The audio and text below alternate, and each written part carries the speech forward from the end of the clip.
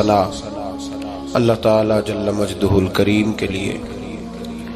زامباد درود و سلام نبی محترم شفیع محتشم آقا کل ختم رسول دانا سبل احمد مجتبی جناب حضرت محمد مصطفیٰ اللہ تحیت و ثنا کی ذات والا صفات کے لیے حمد و صلات کے بعد میرے بھائیوں، معاشرہ اس وقت اصلاح پذیر ہوتا ہے جب معاشرہ اپنے عقائد اور اپنے ایمان پر مضبوط ہوتا ہے۔ جو لوگ اللہ تبارک و تعالی سے ڈرتے ہیں ان کی زندگی کے شب و روز بدل جاتے ہیں۔ ان کو اس بات کا خیال ہی نہیں رہتا کہ لوگ میرے بارے میں کیا کہہ رہے ہیں۔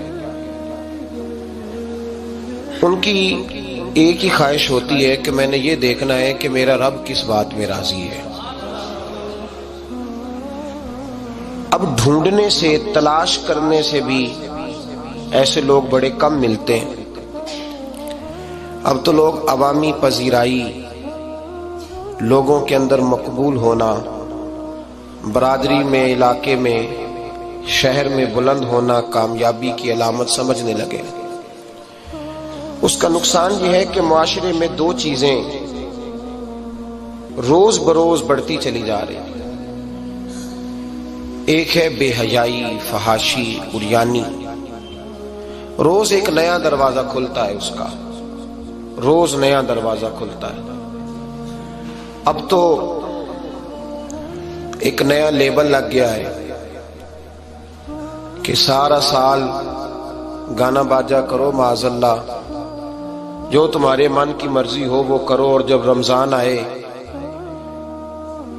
تو کچھ چند پرچوں پہ حدیثیں لکھ کے ٹی وی پہ بیٹھ جاؤ اور لوگوں کو بتاؤ کہ اسلام شاید وہ والا مذہب ہے جو کہتا ہے سارا سال مرضی کرے، رمضان آئے تو حدیث پڑھنی شروع کر دے، اور یکم رمضان سے 29 تک دوپٹہ سر پہ رکھو، اور جب عید والا دن آئے تو اتار دو۔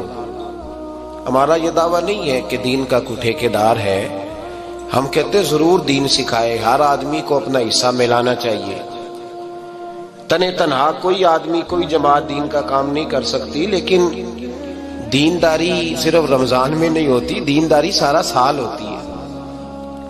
اب لوگوں نے دین کو جزوی طور پہ لینا شروع کر لیا ہے، کلی طور پہ لوگ دین کو نہیں اپناتے۔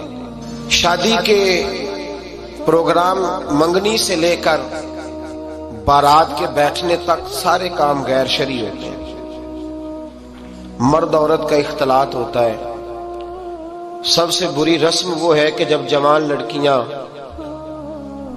ہاتھوں میں پھول لے کے دولہے اور اس کے دوستوں پر پھول پھینکتی ہیں، باقی ہر آدمی ڈرائنگ روم میں بیٹھتا ہے، ویڈیو والوں کو اجازت ہوتی ہے کہ وہ گھر کے ہر کونے تک پہنچ سکتا ہے۔ سارے کام غیر شرعی ہوتے ہیں اور جزوی طور پر دین پہ عمل ہوتا ہے۔ نکاح کا وقت آتا ہے تو کہتا ہے چپ کر جاؤ تھوڑی دیر کے لیے، بینڈ باجا بند کرو، ہم مسلمان ہو گئے۔ مولوی صاحب نکاح کے لیے تشریف لاتے ہیں، بیچارے چھپے بیٹھے ہوتے ہیں کسی کونے میں، چند کلمے پڑھا کے جب دعا کر کے چہرے پہ ہاتھ پورا نہیں پھیرتے تو پھر وہی تماشا شروع ہو جاتا ہے۔ جزوی طور پر لوگ دین پہ عمل کرتے ہیں۔ میرا رب فرماتا ہے یا ایھا الذین آمنوا اتقوا اللہ حق تقاتہ، اے ایمان والو رب سے ڈرو، اتنا ڈرو کہ جتنا ڈرنے کا حق ہے۔ ولا تموتن الا وانتم مسلمون، اور فرمایا یہ نہ ہو کہ تم مسجد میں مسلمان ہو اور بازار میں نہ ہو، اور ایسا نہیں ہونا چاہیے کہ جب تو تم زندہ ہو تو مسلمان ہو اور صبح مسلمان ہو تو معاذ اللہ شام کو کافر ہو، ایسا نہ ہو۔ فرمایا تم نے کلمہ پڑھا ہے تو میرے محبوب کے غلاموں اب مرتے دم تک مسلمان ہی رہنا، اب مرتے دم تک مسلمان رہنا، دیکھنا دامن دین تمہارے ہاتھ سے چھوٹ نہ جائے۔ دو باتیں عام ہو گئی امت مسلمہ، عام، ایک فحاشی عریانی عام ہے اور روز بروز اس کا نیا رنگ ہے۔ اب تو میں نے کہا مذہب کا 7 لوگوں نے تھوڑا سا ذائقہ لگا لیا ہے، کہتے نہیں رمضان میں نمازیں پڑھ لیں گے، خیر ہے، بچ جائیں گے، چھٹی ہو جائے گی۔ وہ میں ہی کیوں نہ ہوں، عورت کے سامنے کھلے منہ بیٹھنے کی کسی کو بھی اجازت نہیں۔ کسی نے حضرت سیدنا جنید بغدادی سے کہا تھا کہ اگر مرد عورت نیک ہوں تو پھر تو درس و تدریس ہو سکتی ہے نا، پھر تو پڑھا سکتے ہیں نا ایک دوسرے سے، نیک ہو، پرہیزگار ہو۔ تو دین چونکہ میرے رسول پاک کا ہے صلی اللہ علیہ، یہ کسی ایک شخص کے اٹھ کے نئی بات کرنے سے اور اس کو نیا جدید کو ٹانکا لگانے سے بدل تھوڑی جائے گا۔ حضرت جنید بغدادی سے کہہ دیا کہ حضرت جی اگر 2 بندے نیک ہوں تو پھر بات چیت ہو سکتی ہے۔ تو حضرت جنید بغدادی فرمانے لگے پڑھانے والے حسن بصری ہوں اور پڑھانے والی رابعہ بصری ہو تو پھر بھی ان کو اجازت نہیں ہے، پھر بھی اجازت نہیں کہ بے پردہ ایک دوسرے کے سامنے بیٹھیں، پھر بھی ان کو اجازت، بے پردگی کی پھر بھی اجازت نہیں۔ اور میرے اعلیٰ حضرت امام اہل سنت فاضل و محدث بریلوی، دین کا اتنا بڑا سپاہی آپ کو ڈھونڈنے سے نہیں ملے گا جتنا اللہ نے بریلی میں بڑا پیدا فرمایا ہے۔ اور ہر محاذ پر کسی نے کہا حضرت جی بے پردہ بی بی مزار پہ جا سکتی ہے، اجازت ہے؟ تو قلم ہے بریلی کے بادشاہ کا، رضا کے نیزے کی مار ہے کہ عدو کے سینے میں غار ہے۔ کیا فرماتے اعلیٰ حضرت؟ آپ فرماتے کیا پوچھا تم نے، بے پردہ عورت مزار پہ پیر کے پاس جا سکتی ہے؟ میں یہ نہ پوچھو، احمد رضا سے یہ پوچھو کہ جائے گی تو لعنتیں کتنی برسیں گی، یہ والا سوال پوچھو۔ عام ہے بے پردگی، عام، کھلے عام۔ میرے بھائی لوگ کہتے ہیں جدید ہونا چاہیے، یاد رکھو اسلام فقط گناہ سے منع نہیں کرتا، اسلام وہ دروازہ ہی بند کرتا ہے جس رستے سے گناہ ہو سکتا ہے، وہ دروازہ ہی بند ہے۔ کہا مرد اور عورت کو ایک دوسرے کا چہرہ دیکھنے کی اجازت ہی نہیں۔ میرے رسول کریم صلی اللہ علیہ وسلم نے فرمایا زنا صرف مرد اور عورت کی خلوت صحیحہ کا نام تھوڑی ہے، فرمایا جس نے اپنی آنکھ کو گندا کیا وہ آنکھ کا زانی ہے، اور جس شخص نے اپنے کان سے بری بات سنی وہ کان کا بدکار ہے، اور محبوب فرماتے ہیں جس نے اپنی آنکھوں سے بری چیز کو دیکھا وہ آنکھ کا، اور جس نے بول کر لذت کا یہ سامان فراہم کیا وہ زبان کا زانی ہے، اسے بھی قیامت کے دن اسی طرح پوچھا جائے گا جس طرح زانی کو پوچھا جائے گا۔ میرے بھائی امت مسلمہ کا وقار میرے رسول کریم علیہ الصلوۃ والسلام کے غلاموں کے دلوں میں شرم و حیا بھر دیا گیا۔ علامہ واقدی کہتے ہیں حضرت سعد بن ابی وقاص نے مدائن فتح کیا۔ مدائن کا ایک شہر تھا، اس کی بڑی بڑی اونچی بلڈنگیں تھیں، جو آدمی بھی جاتا تھا وہ سب سے پہلے جس شہر کی کوئی چیز معروف ہوتی ہے لوگ اس کو دیکھتے ہیں۔ اونچی اونچی بلڈنگیں تھیں، سب سے زیادہ اس شہر کے لوگوں نے اونچے مکانات اور زیادہ تعمیرات کر رکھی تھی۔ حضرت سعد بن ابی وقاص لشکر لے کے گزرے تو لشکر میں بوڑھے لوگ نہیں ہوتے، جوان لوگ ہوتے، توانا لوگ ہوتے، اور بڑے جیدار سپاہی تھے، 10,000 صحابہ کی جماعت تھی۔ حضرت سعد بن ابی وقاص امیر لشکر تھے۔ اب عیسائیوں نے ایک چال چلی، انہوں نے کہا مسلمان جب بازار سے گزریں گے لڑائی تو ہم ان کے ساتھ لڑ نہیں سکے، ہم وہ والا طریقہ اختیار کرتے ہیں کہ مسلمان قابو میں آ جائیں گے، ہم عورت کو بطور تیر کے استعمال کرتے ہیں، ہم اس کو بطور جال کے پھینکتے ہیں۔ کیا کیا؟ عورتوں کے ہاتھوں میں پھول دیے، پلیٹیں پکڑائیں، بلڈنگوں کی چھتوں پہ کھڑا کر دیا، فرمایا تم ان پر پھول پھینکنا، اگر 2-4 سپاہی بھی ہم اپنے قابو میں کرنے میں کامیاب ہو گئے تو دراڑ تو پڑ گئی نا، تم ان پر پھول پھینکنا۔ یہ دیکھیں رسم چلی کہاں سے، ہم نے اپنا لی ہے، چلی کہاں سے اور ہم نے اس کو اخذ کر لیا، رواج بن گیا۔ حضرت سعد بن ابی وقاص رضی اللہ تعالیٰ عنہ جب اس بازار سے گزرے تو آگے آگے امیر لشکر کا گھوڑا تھا، پیچھے 10,000 صحابہ گھوڑوں پہ بیٹھے ہیں۔ حضرت سعد بن ابی وقاص سے نظر اٹھا کے دیکھا تو عورتیں تو کھڑی ہیں پھول لیے، کفر کی چال کو سمجھ گئے کہ یہ بے حیائی کا جال پھینک کے ملت کے جوانوں کے دلوں سے غیرت ایمانی چھیننا چاہتے ہیں، یہ مسلمانوں کے دلوں سے تقوی کی روشنی چھیننا چاہتے ہیں، یہ قرآن پاک کا سرور اور عبادت کا نور چھیننا چاہتے ہیں، یہ بے حیائی کا کلک لگا کے ان کے دلوں سے رسول اللہ کا درود چھیننا چاہتے ہیں، یہ محبت رسول کے سوتے خشک کرنا چاہتے ہیں۔ جب دیکھا تو فوری طور پہ گھوڑے پہ چڑھے اور جناب سعد نے قرآن پڑھنا شروع کر دیا۔ وَقُلْ لِلْمُؤْمِنِينَ يَغُضُّوا مِنْ أَبْصَارِهِمْ، کہا مومنو تمہارے رب نے تمہارے نبی کی زبان سے تمہیں حکم دیا ہے کہ تم نے نظریں نیچی رکھنی ہے۔ جب حضرت سعد بن نبی وقاص نے آیت پڑھی تو صحابہ کہتے ہیں ہمیں یوں لگا کہ جیسے ابھی آیت نازل ہو رہی ہے اور سیدھی دلوں سے ٹکرا رہی ہے۔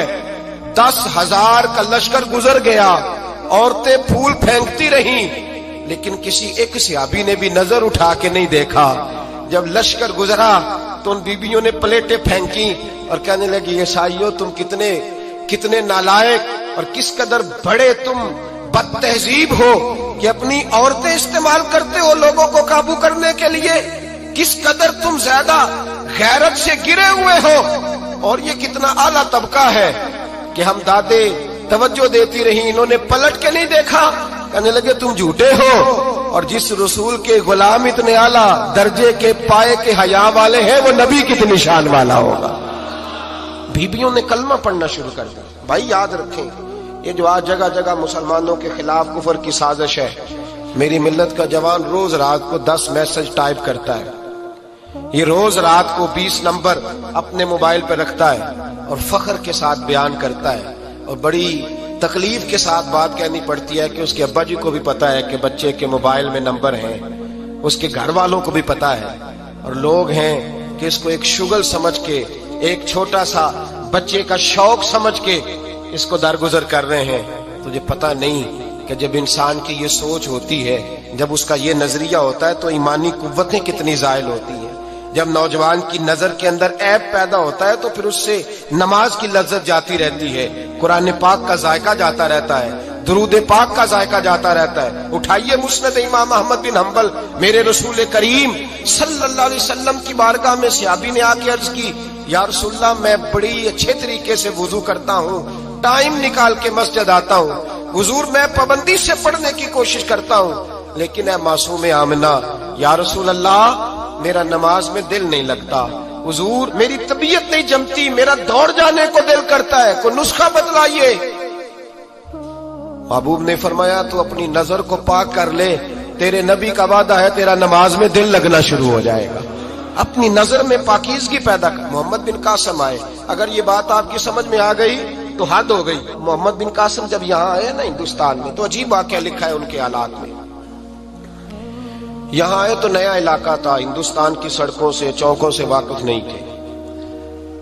جب تشریف لائے راجہ دہر ان کے مقابلے میں تھا، جنگ کرنی تھی، لشکر لائے تو خود بھی ابھی 17 سال یا 19 سال کے جوان تھے اور ساتھ بھی لشکر جوانوں کا تھا۔ ایک بزرگ تھے قافلے میں، بزرگ کہتے ہیں میری محمد بن قاسم سے ملاقات ہوئی تو میں نے اس شخص کے چہرے پر پریشانی دیکھی، شدید تکلیف میں دیکھا، تو میں نے کہا جرنیل مسلمانوں کے تو کس پریشانی میں ہے؟ تو محمد بن قاسم کہنے لگے پریشانی یہ ہے کہ ہم عربی ہیں، یہ عجم کا علاقہ ہے، ہم تو رستوں سے بھی واقف نہیں۔ راجہ دہر سنا ہے بڑی فوج ہے، بڑی طاقت ہے، بہت پرانا یہاں کا رہنے والا ہے، چھوٹے چھوٹے مورچوں کا پتہ ہے، رستوں کا پتہ ہے، کیسے جنگ ہوگی؟ میں پریشان ہوں کہ مقابلہ کیسے ہوگا؟ وہ بزرگ کہتے ہیں میں نے بھی دعا کی، تسلی دی، میں نے کہا اللہ تیری مدد کرے گا۔ میں گزر گیا، 3-4 دن کے بعد ملاقات ہوئی تو میں نے محمد بن قاسم کے چہرے پر بڑی روشنی دیکھی، ہنستے اور مسکراتے دیکھا، توانائی دیکھی، وقار دیکھا، اطمینان اور سکون دیکھا۔ میں نے کہا خیریت تو ہے، پرسوں ترسوں تو بڑے پریشان تھے، آج کیا ہوا؟ اگر یہ بات سمجھ میں آ گئی میری ملت کے جوان کے، اگر یہ بات سمجھ میں آ گئی تو شاید اسے ڈھب اور سلیقہ آ جائے جینے کا، شاید یہ سمجھ جائے کہ میری توانائی کا راز کہاں ہے۔ کہنے لگے بھائی پرسوں ترسوں بڑے پریشان تھے، آج کیا ہوا؟ جواب دیا کہ تاریخ بنا دی، اس 17 سال کے جوان نے تاریخ بنا دی۔ کہنے لگا میں بے فکر ہو گیا ہوں، راجہ دہر میرا مقابلہ نہیں کر سکتا، وہ 2 دن نہیں کھڑا ہو سکتا میرے سامنے۔ کا وجہ کیا ہے؟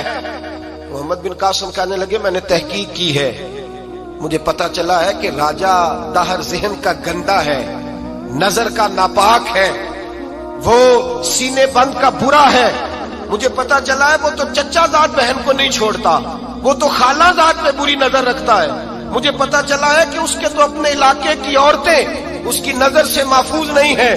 کہنے لگا جو گندی نظر کا جوان ہوتا ہے وہ کسی میدان میں نہیں ٹھہر سکتا۔ کہنے لگا میری 17 اور 19 سال کی جوانی ہے، مجھے قسم ہے گنبد خضرا کی، میں نے جب بھی دیکھا ہے یا مصطفیٰ کا درود دیکھا ہے یا رسول اللہ پہ نازل ہونے والا قرآن دیکھا ہے۔ میرا مقابلہ کیسے کرے گا؟ میرے مقابلے میں کیسے آئے گا؟ جو نظر کا گندا ہو، کردار کا ناپاک ہو، وہ کسی کے مقابلے میں آ سکتا؟ اور ملت کے جوان یاد رکھ، جب تک نظریں ناپاک ہوتی ہیں اس وقت تک وجود کمزور ہوتے ہیں، جب تک نظریں ناپاک ہوتی ہیں ارادوں میں دراڑیں ہوتی ہیں، جب نظریں ناپاک ہوتی ہیں پھر عقیدے متزلزل ہوتے ہیں، جب نظریں ناپاک ہوتی ہیں پھر انسان کوئی بھی مہم سر نہیں کر سکتا، اور جب نظر پاک ہوتی ہے۔ حضرت عبداللہ بن حذافہ جہاد کر رہے تھے، روم کے عیسائیوں نے گرفتار کر لیا، 1000 آدمی نے مل کے پکڑا، گرفتار نہیں ہوتے تھے صحابی، 1000 آدمی نے گھیرا ڈالا، گرفتار کر کے لے گئے، اور جب بادشاہ کے سامنے گئے تو وزیر کہنے لگا بادشاہ بندہ بڑے کام کا ہے، اگر ہمارے قابو آ گیا تو فائدہ دے گا۔ صحابی ہیں حضرت عبداللہ بن حذافہ، حضرت فاروق اعظم کا زمانہ ہے، اگر قابو آ گیا تو فائدہ دے گا۔ بادشاہ کہنے لگا کیوں، کیا خوبی ہے؟ کہنے لگے ہم 1000 آدمی تھے، یہ اکیلا قابو نہیں آ رہا تھا، 1000 آدمی تھے، اگر ہماری فوج میں شامل ہو گیا تو بہت بڑا جرنیل ملے گا۔ بادشاہ کہنے لگا کوئی مسئلہ نہیں، 2-3 چیزیں ہوتی ہیں بندے کو خریدنے کے لیے، خرید لیتے ہیں۔ بادشاہ کہنے لگا عبداللہ جتنی دولت تجھے چاہیے میں تجھے دے دیتا ہوں، میرے لشکر میں آ جا، معاذ اللہ اسلام چھوڑ دے۔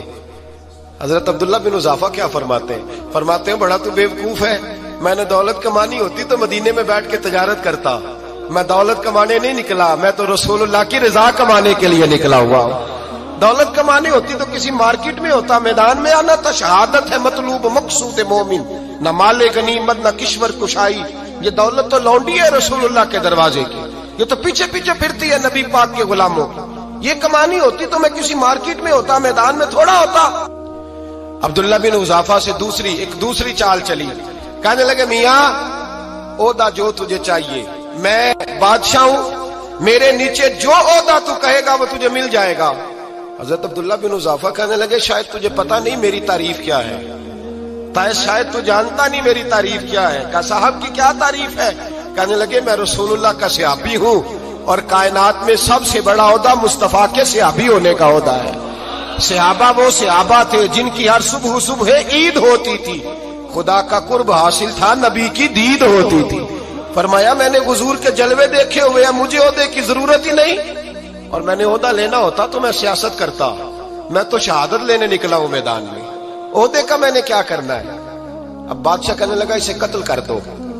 وزیر کہنے لگا نہیں، ایک بات اور ہے، مجھے ایک چال اور چلنے دو۔ کہا وہ کیا؟ کہنے لگے میری بیٹی بڑی خوبصورت ہے، مجھے موقع دو اپنی ہی بیٹی کو سجا بنا کے، وہ جوان جس کی جوانی اتنی بڑی ہے کہ 1000 آدمی مقابلے میں کھڑا نہیں ہوتا، اس جوان کے کمرے میں رات کی تنہائی میں بنا سوار کے بی بی کو بھیجا۔ وہ بی بی کہتی ہے میں ساری رات بن سور کے اس صحابی کے کمرے میں بیٹھی رہی، لیکن یہ کیا شخص تھا، ساری رات ہی مسلح پہ بیٹھا رہا، ساری رات ہی، کچھ دیر تھک جاتا تو یہ کریم رسول پہ درود پڑھنا شروع کر دیتا۔ بی بی کہتی ہے سحری ہو گئی تو میں نے چھو کے دیکھا کہ انسان ہے کہ جن ہے، یہ بندہ ہے کہ فرشتہ ہے، چھو کے دیکھا۔ کہنے لگے پیچھے ہٹ جا۔ میں نے کہا میں نے تو سنا تھا تو 1000 کے مقابلے میں ہے، اور تو اتنا بے حس ہے کہ بنی صبری دلہن بیٹھی ہے، تو نے نظر نہیں کی؟ عبداللہ بن حذافہ، بی بی کہتی ہے نظر پھر نہیں اٹھائی، نظر پھر جھکی ہوئی ہے۔ کہنے لگے بی بی میں مجبور ہوں، اب میرے اوپر کوئی حسن نہیں چلتا، میں نے جلوہ بدوحا کا دیدار کیا ہوا ہے، اب میری نگاہوں میں جچتا نہیں کوئی، اس لیے کہ جیسے میرے سرکار ہے ایسا نہیں کوئی۔ کبھی بھی اب نہیں کسی کا میرے اوپر جادو چلتا، میں نے مصطفیٰ کو، اور کہا ذرا پیچھے ہٹ کے بیٹھ، مجھے میرے رسول نے غیر محرم سے بچنے کا حکم دیا ہے، ذرا پیچھے ہٹ کے بیٹھ۔ سحری کا وقت تھا، وہ بی بی کہتی ہے اس نوجوان کے جملے میرا سینہ چیر گئے، کلیجہ پھٹ گیا، چیخ نکلی، میں کفر کے عالم میں روئی۔ میں نے کہا مجھے بتا تو صحیح आखिर ये जज्बा कहां से मिलता है, आखिर ये रोशनी तो मैंने देखी नहीं, कहां से आती है। एक मेरा बाप है जो बना सवर के मुझे तेरे कमरे में छोड़ गया, बतला ये कहां से कैफ आते हैं। तो अब्दुल्ला बिन हुज़ाफा कहने लगे अगर कैफ लेना है तो तू भी मेरे मुस्तफा का कलमा पढ़ जा, आजा दरवाजा रसूल पे झुक जा, मिल जाएगा। सवेरे दरवाजे पे बाप आया बेटी से रिजल्ट लेने, दरवाजा खोला तो बेटी नकाब पहने बाहर आई। बाप कहने लगा क्या बना, कहने लगी पीछे हट जा, तू गैर महरम है, काफर है, मैं मुसलमान हूं।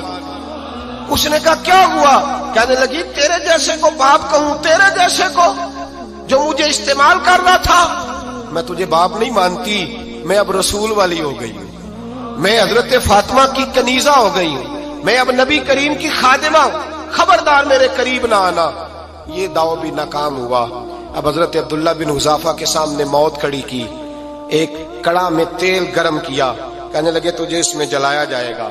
हजरत अब्दुल्ला बिन हुज़ाफा रज़ी अल्लाह ताला अन्हु जब जलने के करीब हुए तो रोने लगे। रूम का बादशाह कहने लगा शायद डर गया है, कहने लगे अब समझ आई है, अब तुझे पता चला है, चला आ जा। हजरत अब्दुल्ला बिन हुज़ाफा कहने लगे तू काफिर है, तेरी काफिरों वाली सोच है, इसलिए नहीं रोया कि मौत से डर गया हूं, मैं तो इसलिए रोया हूं कि एक जान है वो नबी पाक पे कुर्बान हो रही है, काश रब मुझे 1000 जान देता, मैं सारी मुस्तफा पे कुर्बान कर देता। फाज़िल बरेलवी फरमाते हैं करूं तेरे नाम पे जान फिदा, न बस एक जान दो जहां फिदा, और मेरा 2 जहां से भी नहीं जी भरा, मैं करूं क्या कि करोड़ों जहां नहीं। और मियां साहब फरमाते हो कच्चा रंग ललारी वाला जेड़ा चढ़दा लैंदा रहिंदा, ए इश्क तेरे दा रंग मुहम्मद चढ़ जाए फेर नहीं लैंदा, इश्क तेरे दा रंग मुहम्मद चढ़ जाए फेर ये नहीं लैंदा। मेरे भाई वो रूम का बादशाह कहने लगा दुनिया मैंने भी बड़ी देखी है, पर जैसे पाक साफ मुस्तफा के गुलाम देखे ऐसा मैंने कोई नहीं देखा। ओ भाइयों नजर पाक हो, रूह पाक हो, मिजाज पाक हो, फिर इंसान बड़े बड़े काम करता, फिर वो मुहिम्मात को सर करता, फिर वो सिर्फ एक घर के लिए नहीं वो मिल्लत के लिए फायदेमंद होता है, फिर वो घरानों को लेकर चलता है, फिर वो बड़े बड़े मुआशरे तश्कील देता है। मेरे रसूल करीम सल्लल्लाहु अलैहि वसल्लम ने पाक साफ ज़हन के लोग तैयार किए। हजरत मरसद फरमाते हैं मैं एक औरत पे आशिक था, जब कलमा पढ़ा नबी पाक ने मेरी पुश्त पे हाथ फेरा, मैंने कहा हुजूर कोई नसीहत, नबी पाक ने फरमाया नजर को पाक रखना।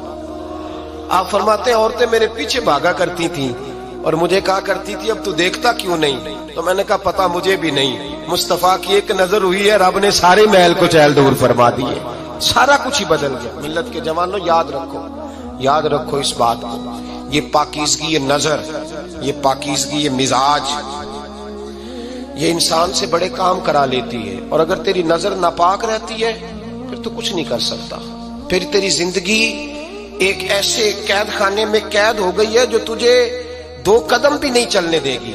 सबसे पहले मिजाज की पाकीज़गी, और दूसरा इस्लाह मुआशरा के लिए अहम दर्स ये है अपने आप को पाक साफ रखें ज़हनी तौर पर, नजरियाती तौर पर। और दूसरा दर्स ये है मेरे भाई जुल्म और ज्यादती से बचें, पाक साफ रह के वक्त शुरू करें, और किसी जगह भी कोई ज्यादती कोई जुल्म। मेरे नबी करीम सल्लल्लाहु अलैहि वसल्लम के मिजाज को अगर आप देखेंगे ना, हमारे मुआशरे में आज सबसे ज्यादा ज्यादती पता कौन सी होती है? लोग इज्जतें पामाल करते हैं, बदगुमानियां करते हैं। अबू जाल ये काम करता था कि वो नबी पाक सल्लल्लाहु अलैहि वसल्लम पर, सहाबा पर माअज़ल्लाह शख्सी एतराजात करता था, शख्सी।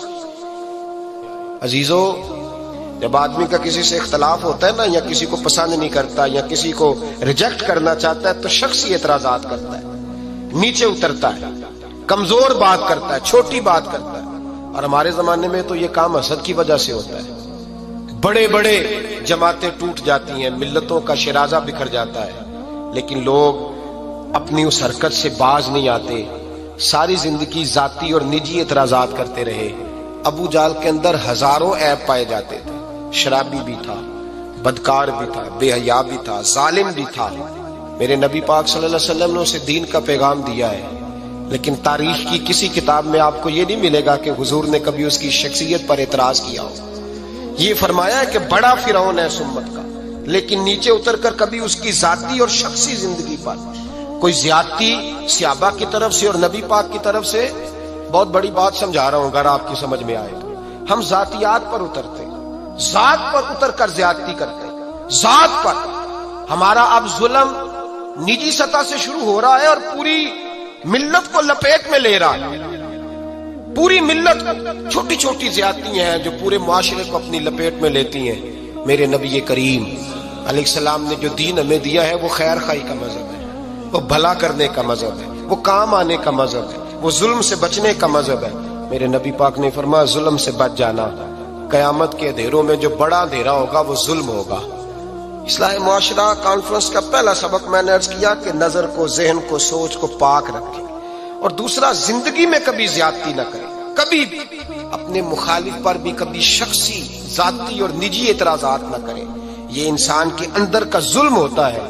ہمارے گھروں کے اندر سے ظلم جنم دینے لگا ہے. روز بہو پہ تیل چھڑکا جاتا ہے، روز کسی نہ کسی شہر سے، اپنے ہی گھر سے، اپنے ہی چراغ کو بند کرنے کی خبر نکلتی ہے. سڑکوں پہ، چوکوں پہ، چوراہوں میں غریب مسلے جاتے ہیں. جس کے ہاتھ جہاں تک پہنچتے ہیں وہ وہاں تک معاذ اللہ زیادتی کر گزرتا ہے. اگر قوم ظلم سے بچنے لگے، زیادتی سے بچنے لگے، تکلیف دینے سے بچنے لگے تو معاشرہ سنور جائے گا. میرے رسول کریم علیہ السلام نے اپنے غلاموں سے پوچھا تھا بتاؤ مفلس کون ہوتا ہے؟ کون ہے جس کے پاس کچھ نہیں ہوتا؟ صحابہ نے کہا یا رسول اللہ جس کے پاس پیسے نہ ہو. بخاری مسلم متفق علیہ حدیث ہے. نبی کریم نے فرمایا نا بھائی، مفلس تو وہ ہوگا جو قیامت کے دن احد پہاڑ کے برابر نیکیاں لے کے آئے گا. یا رسول اللہ اتنی نیکیاں پھر بھی مفلس ہے، پھر بھی غریب ہے؟ تو نبی پاک نے فرمایا نیکیاں پہاڑ کے برابر ہیں پر اس نے چغلیاں بڑی کی ہیں، غیبتیں بڑی کی ہیں، مذاق بڑے اڑائے، اس نے لوگوں پر پھپتیاں بڑی کسی، تان و تشنی بڑے کیے، ظلم بڑے کیے، گالی بڑی کی، لوگوں کے بارے میں بری باتیں کی. اب رب کریم نے وہ ساری نیکیاں لوگوں میں بانٹ دی. یہ مفلس ہو گیا، غریب ہو گیا. زیادتی نہیں کریں، ظلم نہ کریں. اپنی نجی زندگی سے لے کر گھر کے اندر سے لے کر اجتماعی زندگی تک زیادتی سے بچیں. میرے نبی کریم علیہ السلام نے اپنے غلاموں کو یہ درس دیا ہے دیکھنا کبھی زیادتی نہ ہونے پائے، دیکھنا کہیں ظلم نہ ہونے پائے، دیکھنا کسی شخص کو تمہارے قول فعل سے، تمہارے مزاج سے تکلیف نہ پہنچے. میرے بھائیوں، حضرت وہب ابن منبہ علیہ رحمہ فرماتے ہیں کہ بنی اسرائیل کے اندر ایک بادشاہ محل بنانے جا رہا تھا. محل آج بھی جس آدمی کی سوسائٹی کے اندر 2-4 قلعے، 2-4 ایکڑ کسی غریب کے آ جائیں وہ یا تو اسے دھمکاتا ہے یا بلیک میل کرتا ہے، کچھ نہ ہو سکے تو پھر قتل ہی کرا دیتا ہے معاذ اللہ. اور یہ خبریں عام ہمیں سننے، پڑھنے اور دیکھنے کو ملتی ہیں. بادشاہ محل بنانے جا رہا تھا. ایک غریب بی بی رہتی تھی، اس کی جھونپڑی بادشاہ کے محل کے نقشے میں آتی تھی. بادشاہ نے کہا بی بی منہ مانگی قیمت لے لو، خالی کر دو یہ مکان. بزرگوں کو اپنے جھونپڑیوں سے بڑی دلچسپی ہوتی ہے. بچے سوسائٹیوں میں چلے جاتے ہیں، ابا جی کہتے ہیں مجھے گاؤں میں رہنے دیں، میرا یہی دل لگتا ہے، مجھے اس گھر سے دلچسپی ہو گئی. اماں کہنے لگی بادشاہ میں یہاں بیاہ کے آئی تھی، خامد انتقال کر گیا، اولاد اللہ نے دی نہیں، میں پکا ہوا پھالوں، گر جاؤں گی تو تیرا ہی ہے، لیکن مجھے اس آشیانے میں رہنے دے. یہ گھونسلہ میں نے تنکا تنکا کر کے بنایا ہے، مجھے رہنے دے، نہ مجھے نکال. کہنے لگا میرا نقشہ خراب ہوتا ہے. بی بی سارا دن مکان میں بیٹھی رہتی کہ میری جھونپڑی ٹوٹ نہ جائے. ظالم کی نظر میں آ گئی ہے کہیں میرا یہ آرزوؤں کا محل چکنا چور نہ ہو جائے. سارا دن ڈیوٹی کرتی. بادشاہ نے بھی 2-4 سپاہی کھڑے کر دیے، جب گھر سے نکلے تو بلڈوز کر دینا، مکان کو گرا دینا. وہ خاتون کتنی دن بندہ بیٹھ سکتا ہے. ایک دن سر شام گھر سے نکلی، 2-1 گھنٹے کے بعد واپس آئی تو مکان گر گیا تھا، دیوار بن گئی تھی. حضرت وہب ابن منبہ فرماتے ہیں بس اس نے دعا کی تو رب کریم نے وہ شہر سارا تباہ کر دیا. اس بی بی نے 2 جملے کہے تو الٹ پلٹ دیا وہ سارا شہر. میرے نبی کریم علیہ السلام نے فرمایا جب مظلوم کے ہاتھ دعا کے لیے اٹھتے ہیں تو عرش کا مالک آسمان سے کہتا ہے کھول دے سارے دروازے، اس کے بیچ کوئی پردہ نہیں رہنا چاہیے، آنے دے. مظلوم ہے، اس پر ظلم ہوا ہے. لوگ کہتے ہیں میں بے چین رہتا ہوں صاحب، مولانا صاحب، پیر صاحب، وہ گھر کے ایک کونے سے چیخنے کی آواز آتی ہے، کوئی دم مل جائے، کوئی تعویذ ہو جائے، کچھ ایسا ہو جائے کہ بچت ہو جائے، کوئی ایسی پھونک لگ جائے کہ آرام آ جائے. تو میں کہتا ہوں بھائی अगर बड़े दम कराने से भी फर्क नहीं पड़ा, अगर बड़े तावीज लेने से भी चीखें बंद नहीं हुई, तो जरा टटोल के देख लो, कहीं किसी यतीम की आहें ही ना दफन हो वहां, कहीं किसी गरीब का गोश्त तो नहीं दबा लिया, कहीं किसी को लूट के तो दीवार नहीं बना ली, कहीं किसी का मकान पे कब्जा करके तो नहीं बनाया। अगर लूट और हराम का माल हो तो फिर चीखें बंद नहीं होती, फिर सुकून से सोया नहीं जाता, फिर वहां आराम की नींद नहीं आती। हजरत वहाब इब्न मुनब्बे फरमाते हैं, बीबी आई और आकर के उसने जब देखा मेरा घर टूट गया है, महल टूट गया है, हालात बदल गए हैं, तो खातून आती है और मेरे भाई दुआ की तो उसने अंदाज ही बदल के रख दिए। मकान से निकली तो मकान टूट गया। अब फरमाते हैं वापस आई तो हाथ फैला के पता क्या कहती है, कहती ऐ अल्लाह मैं तो मौजूद नहीं थी, बता तू कहां गया था। तू भी मौजूद नहीं था, मैं तो नहीं थी, पर तू कहां था। बस रब करीम ने हजरत जिब्रील को हुक्म दिया, फरमाया ये बस्ती उलट दो, सारी तबाह कर दो, ये लोग नहीं रहने चाहिए, जो जुल्म तो सहते हैं बगावत नहीं करते, नहीं रहने चाहिए। साहिब तबकात कहते हैं मेरे मुस्तफा करीम सैयद आलम सल्लल्लाहु अलैहि वसल्लम के विसाल ज़ाहिरी के अय्याम करीब आए तो हुजूर ने सुर्ख पट्टी बांधी, तेज बुखार है नबी करीम को, 2 सहाबा सहारा दे के मस्जिद में लाए, नबी पाक अलैहिस्सलाम को बज़ाहर सहारा दे के लाया गया। करीम रसूल ने लोगों को जमा किया, हुजूर आज क्या होने वाला है, आज क्या कहा जाएगा, आज किस लिए मीटिंग बुलाई है। नबी करीम के कुल सहाबा जब मस्जिद में जमा हुए तो खचाखच मस्जिद भरी है। विसाल ज़ाहिरी से चंद यौम पहले की बात, नबी पाक ने फरमाया आज तुम्हें कोई जिहाद की तरगीब नहीं देनी, आज कोई नया पैगाम नहीं देना, आज तुम्हें बताना है कि रब ने अपने बंदे को इख्तियार दिया है, चाहे तो दुनिया में रहे, चाहे तो उसकी बारगाह में हाजिर हो जाए। उस अब्द ने बारगाह रबूबियत की तरफ लौटने का इरादा कर लिया है। हजरत सिद्दीक अकबर रोने लगे तो सहाबा ने कहा तुम्हें क्या हुआ, कहने लगे समझ नहीं रहे, किसी की बात नहीं कर रहे, नबी पाक तो अपनी बात फरमा रहे हैं, उसने जाने का इरादा कर लिया। सुनिए मेरे भाई, महबूब पाक ने फरमाया भाई किसी शख्स को मेरी तरफ से कोई तकलीफ पहुंची हो तो बदला ले सकता है, बदला ले सकता है, किसी को तकलीफ पहुंची हो। सहाबा फूट के रोने लगे, महबूबा करम ही करम हुआ है, रहमत ही रहमत आई, आपके बारे में गुमान करने वाला भी दायरा ईमान से निकल जाएगा। हुजूर आप क्या फरमा रहे हैं, फरमाया नहीं भाई उठो। पीछे से जनाब अकाशा बिन मोहसन उठे, हाथ कांपते हैं, आगे बढ़े, कहने लगे या रसूल अल्लाह एक जंग के मौके पर आपने दुर्रा मारा था, नंगी पीठ पर सफ़ें सीधी कराते, बात दिल में रह गई है, मैंने बदला लेना है। नबी करीम ने फरमाया बिलाल दौड़ के जाओ, फातिमा के घर दुर्रा पड़ा है, दुर्रा लाओ। सैयदना बिलाल हबशी कहते मैं गया, दस्तक दी सैयदा तैयबा ताहिरा, हजरत फातिमा फरमाने लगी बिलाल कैसे आए हो, अम्मा जी वो दुर्रा चाहिए था। सैयदा को तशवीश हुई, कहने लगे बिलाल ना तो जंग पे जाना है, ना जिहाद है, ना कोई ऐसा मौका है, हुजूर की तो तबीयत मुबारक बज़ाहिर बड़ी अलील है, दुर्रा क्या करेंगे। हजरत बिलाल अर्ज करने लगे अम्मा जी एक सहाबी बदला लेने लगे हैं। साहिब तबकात ने जुमले लिखे हैं, कहते हैं बीबी साहिबा ने दुर्रा भी दिया और इमाम हसन हुसैन को भी बाहर निकाला। फरमाने लगी अकाशा से कहना 100 दुर्रे मारे, इन 2 शहजादों के जिस्म पर नबी पाक के करीब न जाए, मैंने 2 बच्चे पैदा ही अपने महबूब पर कुर्बान करने के लिए किए, इनको ले जाए। हजरत बिलाल कहते मैं 2 शहजादे लेके आया और जब दरवाजे में मैं लेके पहुंचा तो नबी पाक ने देखा तो आंखों में आंसू आ गए। फरमाया इनको बिठा दो, मुझे पता है फातिमा ने क्या कह के भेजा है। हजरत सैयदना बिलाल फरमाते दुर्रा मैंने जनाब अकाशा को दिया। हजरत अकाशा दुर्रा लेके आगे जो बढ़े तो हजरत अबू बकर सिद्दीक ने उनके पैरों पे हाथ रखा, फरमाया अकाशा मेरी तरफ आ यार, मुझे मार दुर्रे, नबी पाक के करीब ना जा। मुस्तफा करीम ने फरमाया अबू बकर तू हट जा, इसे आने दे। फरमाते मैं चंद कदम आगे गया तो मौला अली शेर खुदा ने मेरे पैर पे हाथ रखा, कहने लगे अकाशा सोच तो सही तू क्या कर रहा है। हुजूर ने फरमाया अली हट जाओ, मेरा और उनका मामला है।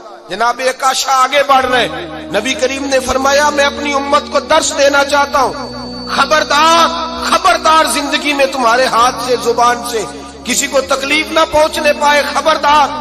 याद रखना वो माशरे बिगड़ जाते हैं, वो माशरे तबाह कर दिए जाते हैं जहां जुल्म होता है, जहां ज्यादती होती है, जहां लोगों को सताया जाता है। महबूब करीम के करीब आए हजरत अकाशा का, हुजूर मेरी पीठ नंगी थी, आप भी जरा कपड़ा हटाइए। नबी करीम ने पीठ से कपड़ा हटाया, जनाब अकाशा ने दुर्रा जो उठाया तो सहाबा की चीखें निकली। हजरत अकाशा ने दुर्रा दूर फेंका, हुजूर के बतने अतहर से लिपट गए, चूमने लगे, कहने लगे हुजूर वो तो सफ़े सीधी कराते लग गया था, आपने कहा मारा था? या रसूल अल्लाह मैं तो बहाना बना रहा था कि जाती दफा मुझे वजूद चूमने का मौका नसीब हो जाए, मुझे ये मौका नसीब हो जाए। मेरे हबीब ने फरमाया जिसने जन्नती देखना हो मेरे अकाशा की जियारत कर ले। भाई जुल्म का दरवाजा खुला हुआ है और लोग भूल जाते हैं ज्यादती करते हुए। वो बहू से ही क्यों ना करें, वो अपने घर के भूल जाते हैं कि शायद पूछने वाला कोई नहीं, शायद मेजान नहीं लगेगा। ईरान के बादशाह ने अपने बेटे को पढ़ाने के लिए एक उस्ताद साहब का बंदोबस्त किया। उस्ताद साहब को कहा कि मेरे बच्चे को दीन पढ़ाइए, मैं चाहता हूं कल इसने इनाने हुकूमत को संभालना है तो ये दीन से आगाह हो जाए, इसको कुछ सिखाइए, पढ़ाइए। बहुत नेक बुजुर्ग बड़े दरवेश आलिम पढ़ाने लगे, असबाक मुकम्मल हो गए, दीन के असबाक कुरान मजीद पढ़ाया, अहादीस तय्यबा का दर्स दिया, उसूल फिक़ह से रूशनास कराया। जब बच्चे ने मुकम्मल तालीम हासिल कर ली और आमीन हो गई, दस्तार हो गई, फारिग हो गए, तो फिर एक दिन उस्ताद साहब ने कहा बेटे कल तुमने जरूर आना है, कुछ बात करनी है। शहजादा गया मिलने उस्ताद साहब से। उस्ताद साहब ने कुंडी लगा ली, हाथ में दुर्रा पकड़ लिया, मार मार के पूरे वजूद को जख्मी कर दिया। कोई गलती नहीं, कोई बात नहीं, मारा। अब बच्चा आया आके बादशाह सलामत से कहा कि अब्बा जी समझ नहीं आई, बड़ा मारा है उस्ताद ने। तो सियाने थे ना बादशाह, यहां तो कारी साहब रोज कटहरे में खड़े होते हैं, मौलवी साहब आपने मेरे बच्चे को क्यों मारा है? आप 8000 के मौलवी हैं, मेरा कई करोड़ का बच्चा है, सवेरे बदल लेंगे, खबरदार आपने बच्चे को हाथ लगाया। अपनी हैसियत में रहे माज़अल्लाह। जो कौमें उस्तादों को कटहरों में खड़ा करती हैं वो तरक्की नहीं कर पाती, जो उस्तादों को कटहरों में रोज खड़ा करते हैं। कहा अब्बा जी बड़ा मारा है, तो वालिद बड़े समझदार थे, कहने लगे बेटा उस्ताद बाप होता है, वो ज्यादती नहीं करता, कोई बात होगी, मैं तेरे उस्ताद को कटहरे में नहीं बुलाऊंगा। अम्मा से बात की, अम्मा कहने लगी बेटा मैं तेरे बाप से कैसे बात करूं, डर आता। वक्त गुजर गया, 22 साल बीत गए, 22 साल गुजर गए, बादशाह का इंतकाल हुआ, शहजादा तख्त पे बैठा। पहला हुक्म ये दिया कि मेरे उस्ताद को बुलाओ, पहला हुक्म। उस्ताद जी बूढ़े हो गए थे, छड़ी के ऊपर टेक लगा के आए और भवें सफेद होके झुक गई थी, यूं आंख खोल के बड़ी मुश्किल से देखा, कहने लगे शहजादे हुक्म हो। कम मैं शहजादा नहीं, अब मैं बादशाह बन गया हूं। उस्ताद जी 22 साल बीत गए, आपने मारा था, पर वो दर्द चूंकि ज्यादती की थी, मेरा कसूर कोई नहीं था, तो ना मेरी रूह से दर्द गया है ना मेरे जिस्म से गया है, मैं बेख्तियार था, पूछ नहीं सकता था, आज बाइख्तियार हुआ हूं। सबसे पहले पहला हुक्म आपको दिया, बुलाया है, बताए क्यों मारा था, क्यों मुझे मारा था, मेरी ज्यादती बताए। तो उस्ताद, बूढ़े उस्ताद की आंखें आंसुओं से भर गई, कहने लगे बेटे बस आज के दिन के लिए मारा था, ये जो दिन आ गया ना मेरी जिंदगी में इसलिए मारा था, ये मैं चाहता था मेरी जिंदगी में वक्त है, आज के बस मेरी मुराद पूरी हो गई। कहा साहब किस लिए, मुझे भी समझाए। आप फरमाने लगे कितनी देर हो गई तुझे मार खाए हुए, कितना जमाना बीत गया? कहने लगा 22 साल। फरमाया जख्म भूले तो नहीं, दर्द खत्म तो नहीं हुई, तुम्हें बात 1 मिनट के लिए भी तुम्हारे हाफजे से महव तो नहीं हुई? का उस्ताद जी रोज रात को याद आती, रोज ख्याल आता था। उस्ताद कहने लगे भाई तू बेख्तियार था, पूछ नहीं सका, 22 साल तुझे याद रहा, मुझे पता था तू एक दिन हुक्मरान बनेगा, मैंने तुझे इसलिए मारा था कि बेटे याद रखना, किसी पे जुल्म न करना। अगर तुझे 22 साल तक याद रहा है तो जिस पर तू जुल्म करेगा उसे भी कयामत तक याद रहेगा। और ये याद रखना, तू आज बाइख्तियार हुआ तो तूने मुझे बुला लिया है, कयामत के दिन गरीब बाइख्तियार हो जाएंगे, मजलूम बाइख्तियार हो जाएंगे, वो बाइख्तियार होंगे बिल्लाहिल वाहिदिल कहार, रब करीम की बारगाह के अंदर उनका इख्तियार होगा, अकेले अल्लाह की हुक्मरानी होगी। फिर वो बुलाएंगे बड़े बड़े कज कुला, दुनिया में जिनकी पगड़ियां ऊंची थी वो सर झुकाए खड़े होंगे, दुनिया में जो डिक्टेटर बनते थे उनकी पुश्तें लाल होंगी, उनको गद्दार लिखा जाएगा, कयामत तक नहीं भूलेगा। जुल्म करना तो सोच समझ के करना, इतना करना जितना तुम सह सकते हो, اتنی زیادتی کرنا جتنی قیامت میں تم برداشت کر سکتے ہو۔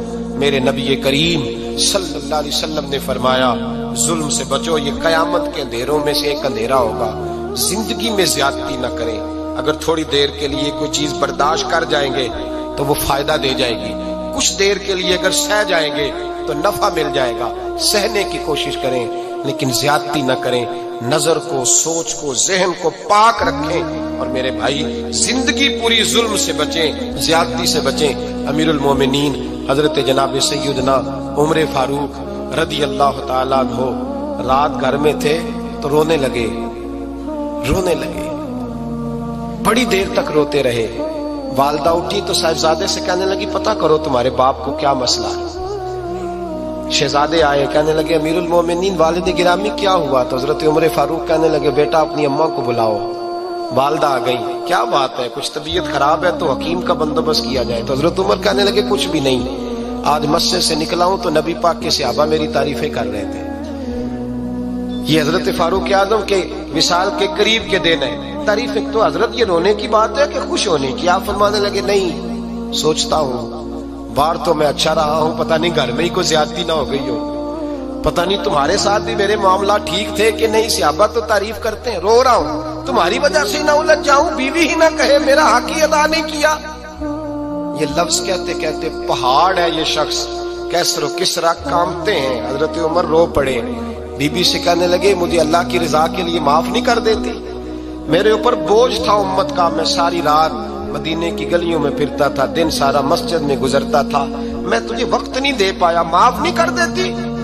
تو زوجہ کہنے لگی نہیں عمر، میں نے بھی زندگی میں اپنا کوئی سکھ چین نہیں دیکھا، کوئی چاؤ پورا نہیں کیا، میں کیسے معاف کر دوں؟ میں نہیں معاف کرتی۔ حضرت عمر زمین پہ بیٹھ کے رونے لگے، کہنے لگے چل معاف کر دے۔ کہنے لگی ایک وعدہ کرو، قیامت کے دن رب کریم کی بارگاہ میں میری سفارش کرو گے؟ اللہ کی بارگاہ میں عرض کرو گے کہ اللہ اچھی تھی، مجھے کپڑے دھو کے دیتی تھی، روٹی پکا کے دیتی تھی، میری عزت کی محافظ تھی؟ جناب عمر کہنے لگے تیرے ساتھ وعدہ ہے، رب اپنے فضل سے عمر کو جنت دے گا تو عمر تجھے جنت میں ساتھ لے کر کے جائے گا، تیرے ساتھ وعدہ ہے۔ بھائی جن کے دلوں میں احساس تھا کہ ہم سے کوئی زیادتی نہ ہو جائے کسی جگہ، وہ تو یہاں تک معاملہ کرتے تھے، یہاں تک ان کا خیال رہتا تھا۔ عزیزو، ایک تو نظر میں حیا پیدا کریں، والدین کی بہت بڑی ذمہ داری ہے۔ لاکھوں بچے مرضی کی شادیاں کر رہے ہیں، ہزاروں گھر اجڑ رہے ہیں، یہ وہ والا زہر ہے جو ہر گھر میں تیزی سے پھیلتا چلا جا رہا ہے۔ پہلے ہم کہتے تھے کہ بچہ باہر نہ نکلے، اب کہتے ہیں اللہ کہیں موبائل لے کے تنہا نہ بیٹھ جائے، کہیں تنہا نہ بیٹھ جائے، کیا بنے گا اس کا اگر یہ گندگی اور یہ ایسا نشہ ہے جو اجاڑ کے رکھ دیتا ہے انسان کی توانائیوں کو۔ ایک تو ذہن کو، طبیعت کو پاک رکھیں، دوسرا زیادتی کبھی نہ کریں۔ یہ دو سبق اگر امت کو یاد ہو جائیں تو پھر معاشرہ بڑی تیزی سے اصلاح پذیر ہوگا۔